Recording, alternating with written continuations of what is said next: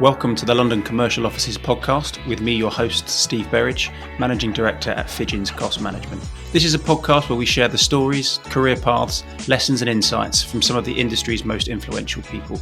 Anything contained within our podcast should not be considered professional advice, and if you haven't done so already, please hit the subscribe or follow buttons to ensure you don't miss any of the amazing guests we've got coming up. It also really helps us grow the show. Thanks. Today we're joined by Chris Husband, co-founder of Radcliffes, a London-based construction consultancy providing tailored services to a wide range of clients, including landlords, developers and asset managers. Chris, welcome to the show. Well, thank you, Steve. I feel very privileged to be invited on your show. Oh, don't be daft. You'll know from previous episodes that I like to start right back at the beginning. So how far back are we going today? Were you a sporty student? Were you an academic student at school?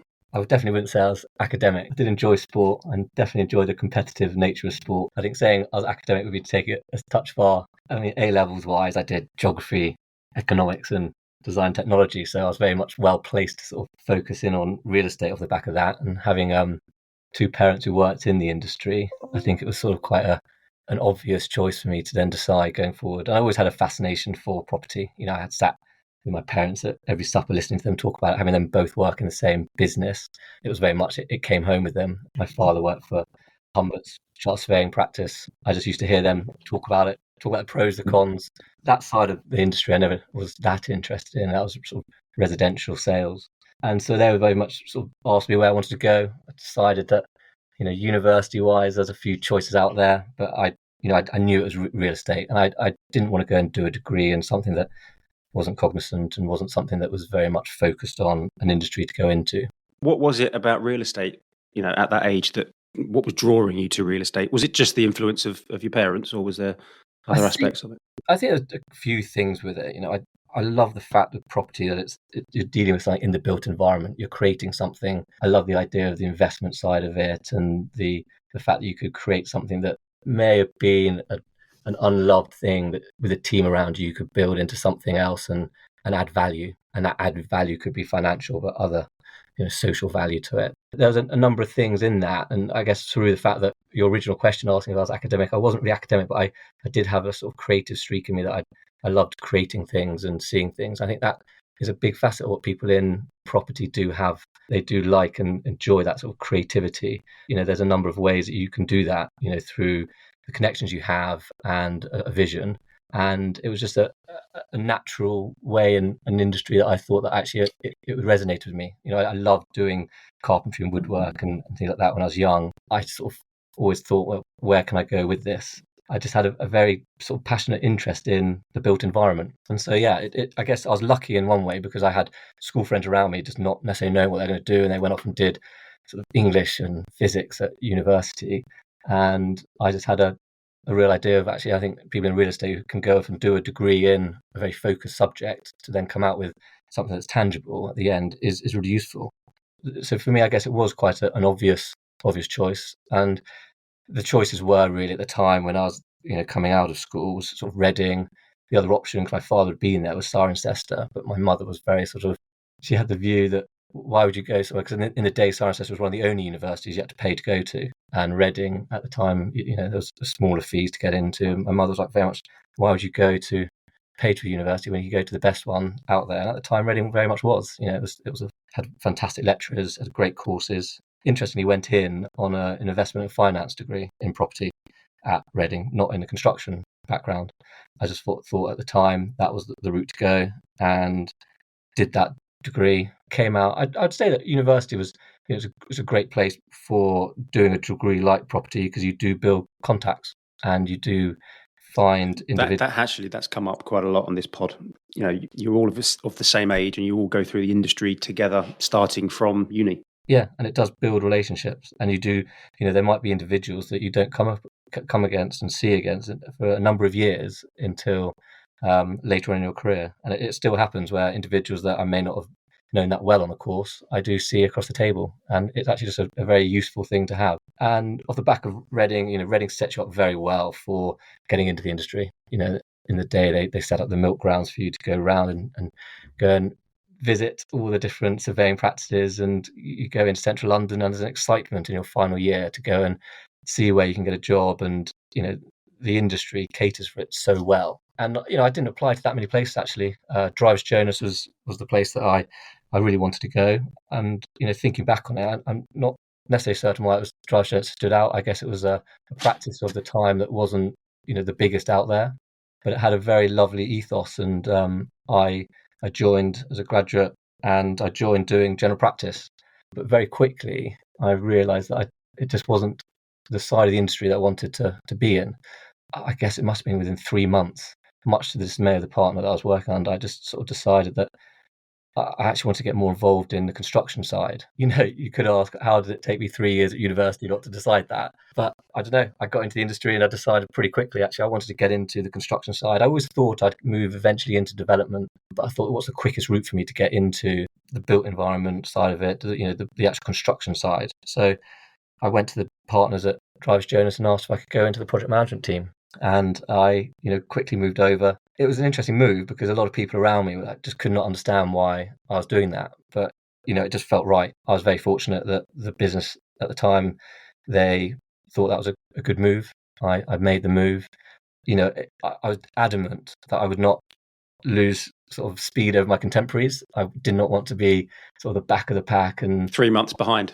Exactly that, everyone else or longer, because I had to go. And then, I thought I can't just go into this side of the industry without any construction knowledge. So I then went and did a distance learning degree back to Reading and did that whilst I was doing my APC. Through the process, it was a hugely supportive business of that. And, spent the time in the business learning as much as I can. The beauty of property is you're in the weeds at the start, and you can go to a meeting with top people in the industry from day one, and you just learn, and you're just osmosis, like a sponge, and you just get on with it. You do every single activity. You can be doing one day something that's very, very menial, the next day something that feels less so, and you're sitting around people who are at the top of their game, and it was great for that. And I moved through Drivers Jonas. I just worked as hard as I could, got your head down, knew I had something to sort of prove that I was, it was the right move to make, and it was a great place to be. Drivers Jonas was there, and I was there whilst and after they did the merger. They called it a merger with Deloitte. Not necessarily certain 100% it was a merger. I was going to say, sort of in terms of dating this sort of period. So it was around the Deloitte merger that you were there.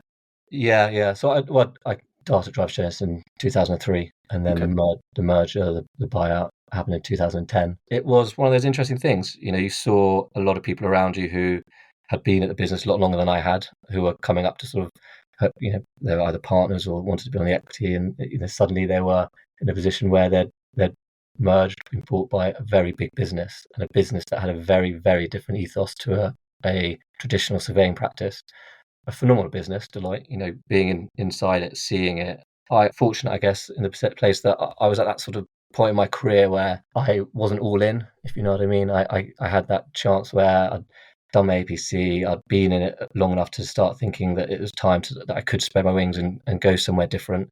But I wanted to give it a chance. I wanted to see what it was like working for a big organisation like that. And there were some perks. I got to go out to Dubai for a few weeks to help with a project out there. And it was fascinating seeing the breadth of that business and understanding and seeing what other people from other parts of the world, how they operate and how they, facilitate projects. It was a great opportunity.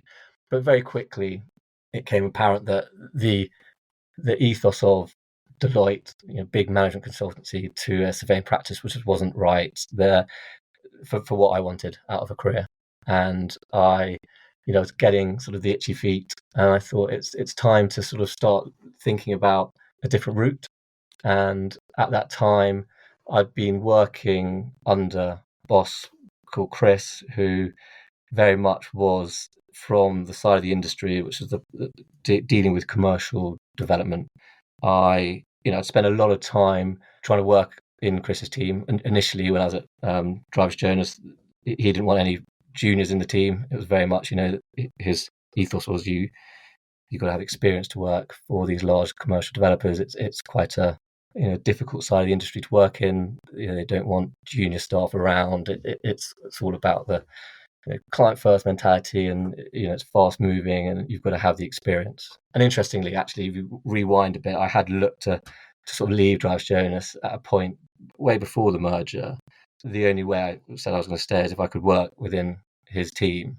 They did, and it wasn't sort of a gun to the ultimatum. head. I knew he had a principle that he at that time didn't necessarily want it, but want graduates in his team or recently qualified. But eventually, I did join his team, and it was the best probably move I'd made, because he had an ethos that, as I said, it's client first, and we worked hard. We worked really hard, and the ethos, you get in amongst a project, you understand it, you get an understanding of the nuts and bolts, you understand the supply chain, you got to really focus on what is it that makes a project tick, what does a contractor need to know, how do you build a robust set of tender information to contract on, that the relationship between a client and a contractor isn't this adversarial thing that you need to make it. You've got to think of it in a set of user manuals that they can actually clearly understand, clearly price and deliver. And the work ethic was a thing that sort of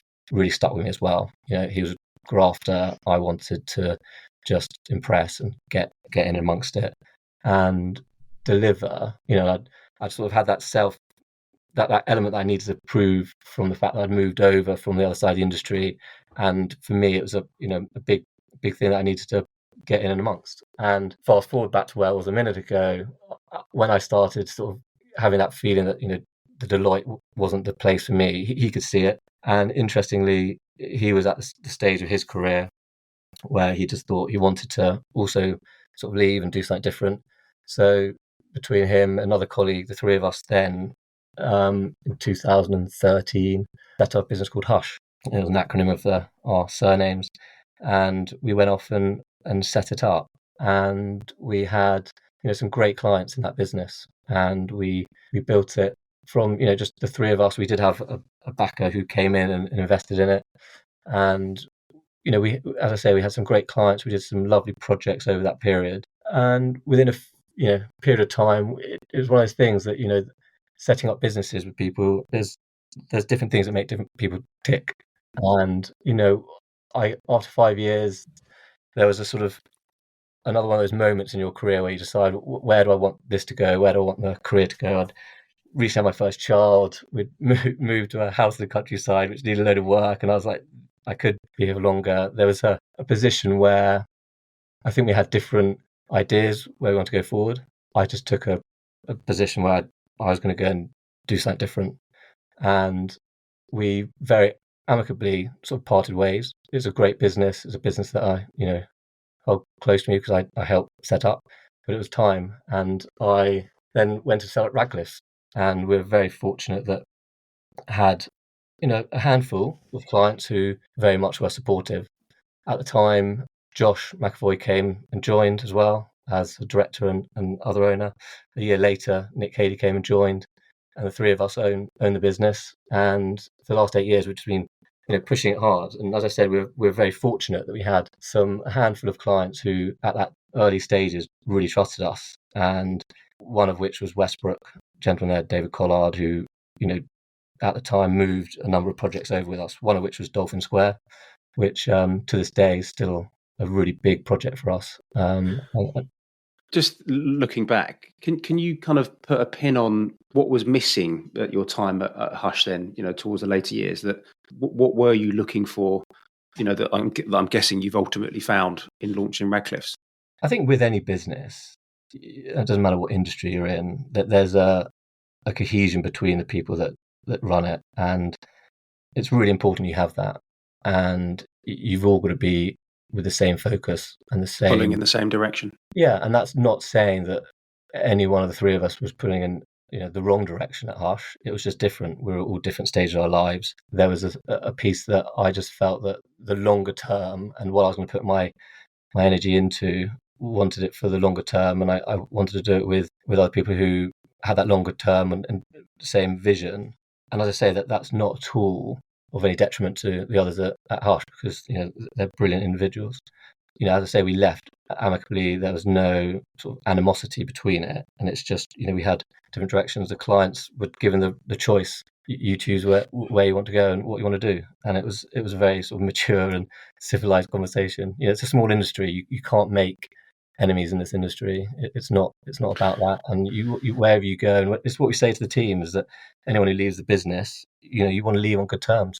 I think you have to, particularly. I mean, I'd say construction is a small industry, but put a London focus on that as well, and it's even smaller. The three of us now that run Radcliffes, we are very, very close individuals. We're close in age. We're close in our belief of what we want to drive. We've got very different skill sets. We try and standardize what we do in project management. And project management is one of those things that there is so many different ways that you can do it. And there is a management style that people have, and it's a people industry as a fundamental, as an industry. But then within project management, you are interfacing with people the whole time, as you are in all parts of real estate. But with project management, you're dealing with everyone from every single side of a design team, the client body, local authorities, and the management styles are different. But what we have tried to do within the business is create a standardized way of doing our project. But the three of us have a very clear direction that we all want to move towards. We are very vocal and communicative about our blind spots, and you have to be to make a business work. There are some amazing highs and amazing lows, and we share them together, and we're not afraid of pointing those out. If we're having a good moment, we celebrate it, and if we're not, we make sure that we understand what it is and try and improve on that. And to date, it's worked well. And as I say, the clients that came with us, we moved. One of the projects that came with us was Dolphin Square. At the time, it was owned by Westbrook. They then eventually sold it to AXA. AXA bought it. And just for context, what was the project briefly? So Dolphin Square, it's 1,200 apartments. It's a PRS scheme in Pimlico. It's about 1 million square foot of residential. And the whole thing is all owned by AXA, and all the apartments, all 1,200, are rented. At the time, we had worked for the best part of 6 years with Westbrook to try and get a planning application on it, to refurbish the whole estate, put an extension on it, and then demolish one end of it and create a sort of, still going to be PRS, but with a basement of amenity space. It went to committee to be approved, but at committee it was unfortunately refused. And there's a significant pushback by the local residents on it. And that eventually then meant that Westbrook eventually then decided to sell it. AXA bought it. And at the time, I didn't know the guys at AXA. And so it was just literally through a LinkedIn communication with then the sort of the head of delivery for that project, a gentleman called Federico, who I sort of got in touch with, just thought, give it a chance, see if they've got any interest. And I just dropped him a note saying, don't suppose you would like any assistance? We know the estate very well. We've worked on it for a long period of time. A quick 15-second pause in today's content to tell you about the amazing work we do at Fidgins.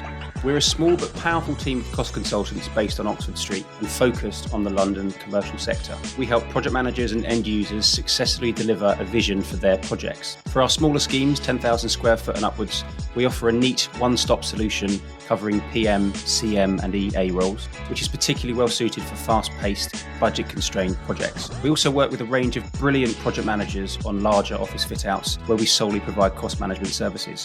These currently include 2 exciting large occupier schemes, both with build costs in excess of 20 million. Whether you're an end user, an asset manager or a project manager, our only rule is that you're nice to work with, because life's too short to not enjoy your day job. So if you want to find out how we do things differently, send me a message on LinkedIn and we can have a chat. Now, back to the show. And we have been working on a sort of a project within the building at the time. That was quite a tricky project at that time, that needed doing, a very unglamorous project. It was replacing a large amount of the pipework because they had a bit of an issue in relation to Legionellas. And so, there was a huge emphasis by Westbrook before they sold it to ensure that everything was dealt with. And so we were on dealing with that. So it was a really nice platform project to kick off. Foundation stone, for a business like ours. It's got everything that you want as a small business to have. It's got longevity. It's got the likes of AXA as a fantastic client to run with it. For the team that are working on it, they get to see, because it's being done in stages, so they get to see part of the estate that's complete now, and then what we're doing on the rest of the estate. and they can clearly see the evolution of the process of what we're trying to create and then what we're starting to do at the other side. And so you're seeing sort of the implementation of design, and you can also see at the other side of the state the bits we've now come to finish, because we've just finished phase one. Us as a business at the time, going back to the sort of communication with Federico, I just sort of sent it thinking he might not be interested, but he turned around and said, well, I don't know you guys, you're sort of Westbrook's boys, you were part of the sale on their side. But I said, well, give us a chance. And so he did give us a chance, and he turned around and said, well, we've already got project managers, put you in a room with the other project manager, and the two of you can decide how you're going to make it work together, if you want to make it work together. How did that work? Well, it was interesting because I'd never met the individual before. I didn't really know much about the business. They are a very reputable company. They do a lot of public sector work. Mm-hmm. And we just had this meeting set up, got online and introduced each other, just said, well, this is the scope that we've got to try and split between the two of us. Let's have a go at it. And at the time, I just looked at it and thought, well, we have got the experience of the estate. There's some strategic elements of this that we can manage and run.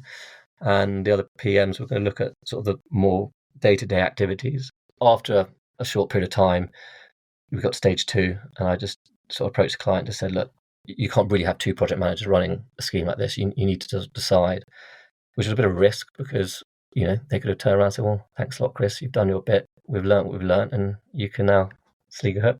Fortuitously, we had shown that sort of very much driven approach and getting under the bonnet of things, driving it. And as we say in the business, the client first approach, we are just so focused on that. And the client could see that. They said, well, look, you take over the lead of it, you take over the sort of more management of it as well. And we did. And to this day, we've just, as I said, finished phase 1. We've got phase 2 and 3 coming through. And it's a great project for us. But as a business, we are trying to focus on those sort of larger scale projects. But we do projects from 5 million up to those types, which are multiple hundreds. But in what we do, it doesn't really make a difference between the scale of the project. You've always got the same sort of facets that come through on it, and it's how you address those and tackle them. And it's difficult in this current climate. You've got economic battles, but you've also got a huge amount of regulations. And there's always been a regulatory part of the industry, a huge regulatory part of the industry, but it just gets more and more. And so when you've got younger individuals coming to the business and you're trying to explain to them where we're going and trying to get from A to B, but you've got a lot of destinations to go to, and on that route, explaining and educating that, a lot of it's not stuff they learn at university, and you've got to just get them round and get their experience in it. But it's for us, we are very focused on the team that we have around us and building a team that understand what our goal is, and that is the point around client first, but then giving advice to clients that we believe is added value. And through the journey, we've built a side of the business, which is Radcliffes Digital, which focuses on BIM, information management, and trying to sort of take the confusion that often sits with BIM and that element of it, but then also bolster with this sort of this day and age with information, which is just so key to everything you do, but also within property and the built environment. It's so important that the Building Safety Act has come in with it, that's made information management right to the forefront. And we just saw that as a piece of what we wanted to bring into it and add value to the projects. Probably quite a nice time just to give the listeners kind of an overview, for those that don't know, of Radcliffes in terms of sectors, size, the things that you guys are focusing on as a business. But I'd also be really interested, just before we do that, just as of, going back to when you launched Radcliffes, what you thought you wanted Radcliffes to become. And have you stuck with that as a vision, or have you naturally, found a slightly different path and deviated to end up where we are now? Interestingly, we are 3 project managers, but when we set the business up, we set it up as Radcliffes Construction Consultants, because we always had the view and the vision that we wanted it to be a collective of different service offerings. And as we've built the business, we've looked at different service offerings that we could offer, but they've always had to have an underlying value add to a client and also complement what we do on project work. there's been various elements and items that we've looked at across the way. And I guess in a way, fortunately for project managers, we get to go into projects and see all the different disciplines. And we just try and work out which is a discipline that we think that would assist us in our project management, but also that we can try and do something better with it and enhance what they're already doing. And so as we went through the journey, we saw BIM as an obvious one, but then equally there was another element to it. It was about the information management and how information is used across projects, just from the very sort of more granular sort of document management, and bringing on board an early adopter of a document management system that we run from the very start of a project right through. Interestingly, contractors used to be the first people to bring in sort of a DMS, and it would be post-contract, and we should be doing that at the start so that we've got that DMS at the start. And then so you're the gatekeeper of the information right from day one. Exactly. And it goes to sort of that, it can be perceived as quite a boring part of it, but it is actually just so important. And then what has happened with the BSA is it's brought that to the forefront. And so as a business, we built that, and it's now standing its own 2 feet, and it's winning its own project work. But it also looks at, as I say, information management, asset tagging, digital twins of the future of how you're going to be running buildings. But very interestingly, certain clients don't see the return on investment for it. Other clients do. And so you've got to be very conscious of what a client is going to want, because some who are doing spec office might not see the benefit. They just want to develop it out and then fully let it and sell it, and may not see it. More often, the clients who want long-term holds will end up investing more heavily in it. That's not always the case, but that is what we find. And then you've got the age-old issue around the modelling of buildings in terms of 3D model, at which point you can get that done, and how you then integrate that into the design team at, early enough in the design process that they haven't gone too far with the design to then start saying, well, we now need to turn your 2D information to 3D based on the existing built environment. So that there's those items which are always quite challenging to see around. But what we've tried to do is create something that works for every sort of project. There is a scale at which it just doesn't work, and size of project that it can often not necessarily work. But with that side of the business, it's fascinating to see how it's growing so quickly. The other element that we've built is an environmental side of the business, which at the moment in time focuses on landscaping, ecology, biodiversity, and eventually it will. We'll bring in BREEAM and WELL to that. And it's just another facet of the business where we've picked up a fair amount of master planning work. It just felt like there was a piece of that process that needed some differing ways to do it. Ecology on big master plans is always a tricky thing. And is it a case of, the guys that are now part of these teams or these disciplines, these are people that you've rubbed shoulders with day to day previously, so you've worked with them, know them, as opposed to you setting up a cold discipline and then trying to bring people in? The digital was cold. It was okay. It was cold. We didn't know the individual. The environmental was individual we knew from the market and had worked on projects with them. So it wasn't a sort of cold element. We had the conversations. We knew how they operated, and we knew it would be a fit, because that is the big thing about small businesses, especially, that you've got to have the fit right. Well, we said it at the start. You as a business, you've all got to be pulling, in the same direction. You do, and it only takes one individual to just upset that sort of apple cart.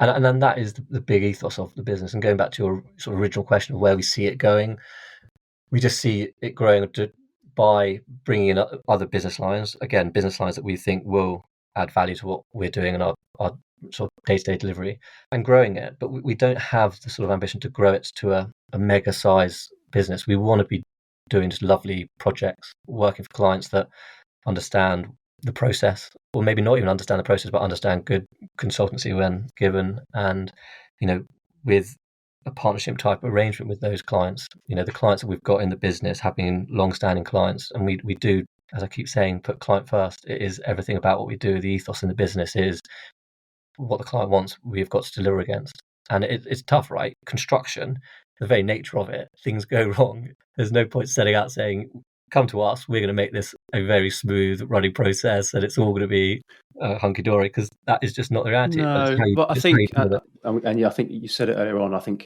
ensuring that the bones of a project are right from the start, and that can be the right people, putting the effort in to ensure that, I think you said it, the tender documents that you're contracting on, are robust. I think that you can definitely limit, the likelihood of something going wrong. But as you said, it does. But as long as you've got the right people around the table, it becomes part of the process, and actually almost an enjoyable challenge to overcome.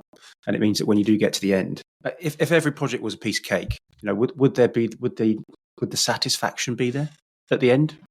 I'm not sure that it would be. No, I guess it's when they do run according to how you originally set them up, that is a hugely satisfying piece. And when you've got a team around you that everyone is running in that same direction, you've created that environment, you've created the structure, as you said, that the project needs to follow. It is a hugely rewarding thing. But it is how you deal with those issues as they rise, because they do. On every single project, there are always things. And that's what we're all there for. And that's what we're there to mitigate and to react to. And, it's great having a team around you when those things go wrong and how everyone reacts to it. The worst thing about a project would be where you've got an individual or a situation which is just totally obstructive. And, you need to work around that. And as an individual, there's a part of me that's quite impatient, and I want to get from A to B as seamlessly, but also effectively as possible. And when there's those things that are just blockers, and because of our mantra is very much like about getting things done and just getting it done well, when you have things that are sort of obstructive, you just got to use your best way to get around it. Yeah, which is typically your people skills. Yeah, to find the solution. It's not not necessarily. It's not always a technical solution. It's a people issue. Talk to me about the sort of the team at Radcliffes. Size of team. A young team, an old team. Yeah, I guess we probably are quite a young team. There's 20 of us. It's very sort of diverse, as you have throughout all the property of individuals. We are pretty younger. Majority of people in, I guess, their 30s. With enough experience, but all 30s to 40s. They've got enough experience in the industry, but have also still got a lot of hunger. And that's not me saying that people and energy. Yeah, but that's not me saying that people at the end of their career don't have hunger and energy, because they definitely do. I know a lot of people who do, but there is that element that we've got a fantastic team of individuals who have all got very driven mindsets, often different drivers. Where they want to go with their career, what they want to do with their career, what fascinates them about their career. But the business is built up of individuals who come from contracting backgrounds, architectural backgrounds, surveying backgrounds. It's very much about those people who've got a deep-rooted understanding of construction and property, but also a passion for it, and want to see how they can enhance their own career, but also help the business grow and also service clients properly. We're big believers, me personally, a big believer, I've always said it to everyone I've ever worked alongside, is that people need to build their own brand. And within Radcliffes, we don't say to people, you're here to build this brand. I always say to everyone in the team, you're here to build your own brand in this industry, because you building your own brand will bring the Radcliffes brand along with you. And that's actually a very key thing of our business. We're not just about, you're here for just Radcliffes, because that's not how business works anymore. People are so transient, and if you have someone in your business for 5 to 10 years, you're doing well. And we've got very good team who are there for and have been there for a long time, and you've got to make it a place that people want to be. And what we've done within the business is set up a shareholding for the team, that when they have been with the business for a period of time, when they have shown an aptitude, that doesn't necessarily have to be an aptitude of winning work. It can be an aptitude of just having a very good technical ability, and can then teach the wider team. They enter into the R shares, so R for Radcliffes, and there's a designation every year of an amount of profit of the business that they know what that profit will be, or if we hit the profit, the percentage of that profit, that they will take. And so it's very transparent for them. They can clearly see, right, if I do this and help the business grow to this. This is what I'm personally going to take out. And, there is an element of that, saying what I'm going to take. But I think there's a lot to do with that. If you're asking people to get up in the morning, get into the office early, and we are early risers, we work long hours, I think they do need to be able to say, well, I want to be able to know where I'm going to and what I'm going to get out of this at the end of this year. I think that's part of the puzzle of solving, team drivers. If people are, 30s, chances are that they're at quite an expensive time in their life on a personal level, whether that's starting families, buying houses. So I think the financial piece is a big part of it. It is, definitely, and you've got to put motivating things in for people. I don't think that's a new philosophy. That's the age-old thing, but even more so now, where within the construction sector, it is there's a lot of stuff that is of a grind, and I often say to the team that there's a lot of grind in what we do, but there are significant and fantastic benefits that do come from it. The creating of buildings and assets that you can walk down the street and see is a hugely rewarding thing. But on the backdrop of a world where you can go and work for a tech company and you have shares in a tech company which suddenly just go up by multiple 100%, you've got to be cognizant of what else is going on in the world around us. But I think for us, that's our sort of driving factor. We've never set out to say we're going to get to this size of personnel. We do have a very clear growth plan that we set out every year, and to date we've grown the business by about 20% per year. Again, that isn't necessarily the be all and end all. It is definitely about working with the right type of people and looking for the right type of project, because everyone's worked on a project where neither of those things are right, and it's just not enjoyable for anybody.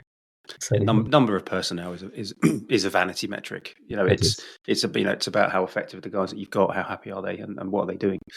In terms of then looking at sort of the workload for this year, sort of proportion of existing client repeat work versus out chasing and winning sort of new work. Do you have a handle on that?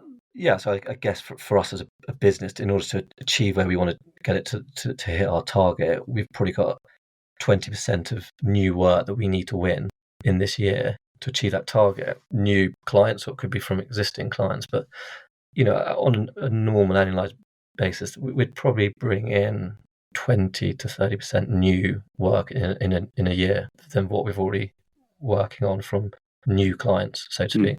In a bit as a business, in terms of, I think you asked about the sort of sectors we get involved in, and we set the business up originally as very much commercial development and occupier-led business. Over time, strategically, some elements not strategically, just things that have come through, we've picked up different types of project work.